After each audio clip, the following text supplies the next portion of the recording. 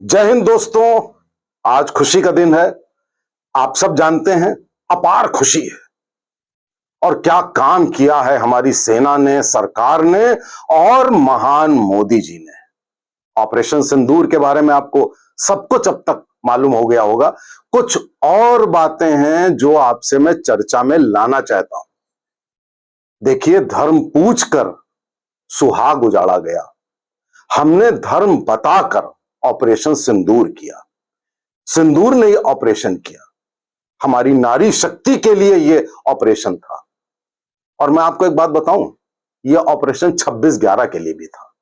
इसके पहले जो आतंकी अटैक हुआ था उसके लिए भी यह अटैक था। और पहली बार बड़ा फक्र है, बहुत गर्व से कह रहे हैं कि इतनी प्रिसाइज स्ट्राइक 9 जगह पाकिस्तान में, और वो भी 4 जगह पाकिस्तान के अंदर पंजाब में घुसकर। सियालकोट, बहावलपुर, मुरीद के, बहावलपुर आपको मालूम है जैश ए मोहम्मद का सेंटर है आतंकियों को बनाने का, और आपका मुरीद के ये आपका लश्कर तौबा का। इसी तरह से वहां पर हिजबुल मुजाहिदीन और मरकज जैसी बहुत सारे आतंकी संगठन हैं जहां पे आतंकी तैयार किए जाते हैं। और आतंकी ही नहीं, फिदायीन यानी कि जो मरते हैं जाकर, उनको तैयार किया जाता है। हमारी सेना ने प्रेसीजन स्ट्राइक किए। अभी ये नहीं पता है कि ये सारे मिसाइल जो 30 मिसाइल्स दी गई, फेंकी गई, ये राफेल से फेंकी गई कि सरफेस से, सरफेस टू सरफेस यानी कि हमारी सेना ने उनको लॉन्च किया, या नेवी से आई। और बताना भी नहीं चाहिए कि कहां से आई, कैसे आई, कौन सी मिसाइल थी, यह भी नहीं बताना चाहिए, हमें जानना भी नहीं। लेकिन साथियों, आपने ये भारत पहली बार देखा जो इजराइल की तरह बिल्कुल प्रिसाइज स्ट्राइक कि केवल वही आतंकी अड्डे में अटैक होगा, उसके अगल बगल कुछ भी नहीं होगा। अभी तक हम इजराइल के बारे में सुनते थे, भारत के बारे में नहीं। और हमने 100 किलोमीटर तक तो कर ही दिया। अब पाकिस्तान को पता लग गया कि 100 किलोमीटर तक प्रिसाइज स्ट्राइक इंडिया कर सकता है, तो 150-200 तक भी कर सकता है, पूरे पंजाब को उड़ा सकता है। वो दहशत में हैं, वो छुपे हुए हैं, लेकिन वो एलओसी पर बंदूक चला रहे हैं, गोलियां चला रहे हैं। हमारे कुछ सिविलियंस उसमें उनकी डेथ हुई है। लेकिन साथियों, बाहर के आतंकियों से तो हम लोहा ले रहे हैं, उनको हम खत्म भी कर देंगे, मट्टी में मिला देंगे। और यह बात भी सही है कि जब तक पाकिस्तान जिंदा रहेगा तब तक यह आतंक पूरी तरह से साथियों नहीं खत्म होगा, लेकिन कंट्रोल में हो जाएगा। और पाकिस्तान को तो खत्म होना ही होना है। लेकिन हमारे देश के अंदर जो बैठे हैं, आज साथियों एक समाचार पत्र ने यह खबर चला दी कि हमारे 5 फाइटर जेट खत्म कर दिए पाकिस्तान ने। वो पाकिस्तान जो सो रहा था उसको हवा तक नहीं लगी कि कैसे मिसाइल्स आई और कैसे क्या हो गया। हमारा अपना अखबार ऐसी फेक न्यूज चला रहा है, और हमारे अपने अखबार की फेक न्यूज पे पाकिस्तान में कहा जा रहा है कि हमने तो 5 फाइटर्स गिरा दिए। ऐसे लोगों से कैसे आप बचोगे? हमारे देश में ये जो पनप रहे हैं आतंकी सोच वाले, एक्सट्रीमिस्ट, अलगाववादी, देशद्रोही जो पनप रहे हैं, इनके लिए भी एक स्ट्राइक बनती है। एक नहीं, बहुत सारी स्ट्राइक बनती है। और केवल सरकार ही नहीं, हम सब के लिए वो स्ट्राइक करने की जरूरत है। लेकिन साथियों, इस पूरे ऑपरेशन सिंदूर में से जो निकल कर आया है, वो 2-3 बातें साथियों आपसे मैं चर्चा करूंगा। नंबर 1 कि हमें करना क्या है, हमें आपको क्या करना है, हम आप क्या कर सकते हैं।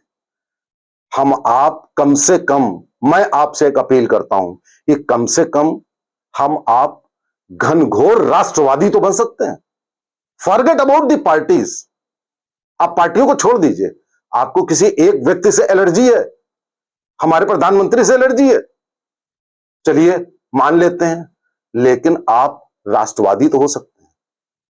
राष्ट्रवादी होने के लिए आपको किसी के सहारे की जरूरत नहीं है। आप अपने स्वयं में आप एक भारत हैं, एक नया भारत हैं, एक नई शक्ति है। आप बहुत कुछ कर सकते हैं। राम जी की गिलहरी अगर एक छोटा सा प्रयास कर सकती है तो हम आप क्यों नहीं कर सकते हैं? मैं आपसे अपील करूंगा, ये जो वॉर मोड होता है, वॉर मोड, हम लोग पिछले 15 दिन से वॉर मोड में हैं। वॉर मोड हम सबको एकजुट करता है, हम सबको एक शक्ति देता है। हम बाकी चीजें भूल जाते हैं, हम भूल करके एकजुट होते हैं। और मेरा एक अनुमान है कि कम से कम 20% और भारतीय जो हमारी तरफ नहीं थे वो हमारी तरफ आए, हमारे सनातन की तरफ, हमारे राष्ट्र की तरफ आए। 20% गुमराह लोग आए हमारी तरफ। तो इस मामले में वॉर मोड एक अच्छी चीज भी होती, लेकिन हमेशा तो वॉर मोड में रहा नहीं जा सकता। तब आप किस में चले जाते हैं? आप आलू प्याज के दाम पे चले जाते हैं, देश विरोधी गतिविधियों पे चले जाते हैं, और महंगाई की बात करने लगते हैं, जाने क्या क्या बात करने लगते हैं। और आप किसको वोट देते हैं? अखिलेश यादव जैसे लोगों को, जिन्होंने क्या कहा? इन्होंने कहा कि भारतीय सेना के पास सुतली बम बनाने की शक्ति नहीं है। आप जरा सोचिए, आज 30 मिसाइल मार के हम लोग आए हैं। हम लोगों ने सैकड़ों आतंकवादियों को मार गिराया है, नींद में मार गिराया है। हम 100 किलोमीटर तक पाकिस्तान में घुस करके, घुसे नहीं हैं, हो सकता है हमने बाहरी से अपनी ही तरफ से मारे हैं, लेकिन हमारे मिसाइल तो घुसी हैं। हमने ये काम करके दिखाया है।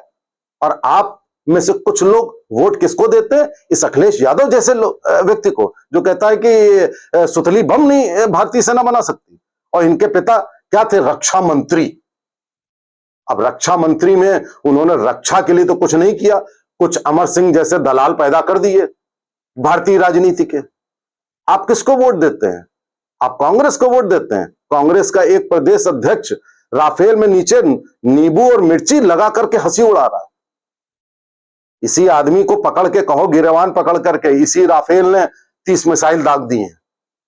वहां गया भी नहीं, दाग दी हैं, जिसके लिए तुम कह रहे थे कि वो राफेल में घोटाला हो गया है। तो आप, ठीक है, आप हमारी पार्टी में नहीं, लेकिन आप क्या ऐसे लोगों को वोट देंगे? आप अपने गिरवान में झांकिए। ये अखिलेश यादव केवल यही नहीं है कि जब ये आता है तो फॉर्च्यूनर में गुंडे घूम करके लड़कियों को उठाते हैं। ये अपने देश के लिए यह बात कह रहा है। कांग्रेस ऐसी बात कह रही है। तो आप कम से कम ऐसे देशद्रोहियों को तो आगे ना बढ़ाइए, उनको तो ना पनपने दीजिए। आप ठीक है, आप नहीं आइए हमारी तरफ, लेकिन आप राष्ट्रवादी हो सकते हैं। तो इसलिए साथियों, ये जो ऑपरेशन सिंदूर है, ये जो वॉर मोड है, ये हमको, हमारे अंदर जागरूकता तो फैला ही रहा है। सारी जो हम सब लोग इकट्ठे हो रहे हैं, एक हो रहे हैं, हमारी सोच एक हो रही है। हम लोग बैठ करके टीवी भी देख रहे हैं, बैठ करके लोगों को जागरूक कर रहे हैं। तो कम से कम ये बात अगर हर वक्त हमारे जहन में रहे, तो ये पाकिस्तान और जो लोग आतंक फैलाते हैं और निर्दोषों को मारते हैं, धर्म पूछ करके मारते हैं, क्या ऐसा होना चाहिए? इसलिए साथियों, अब इस नए भारत, इस नई शक्ति को पहचानिए। हमसे, आपसे ये शक्ति बनी है। आपने एक महान व्यक्ति को सत्ता दी है, जिसका काम है, जो सिर्फ देश हित में काम करता है, दिन रात काम करता है, रात रात भर बैठकर काम करता है। तो साथियों, अब इसके बाद भारत सरकार को अपने देश के अंदर बैठे जो आतंकी हैं, जो सेपरेटिस्ट हैं, उनके लिए भी काम करना है, बाहर के लिए भी काम करना है।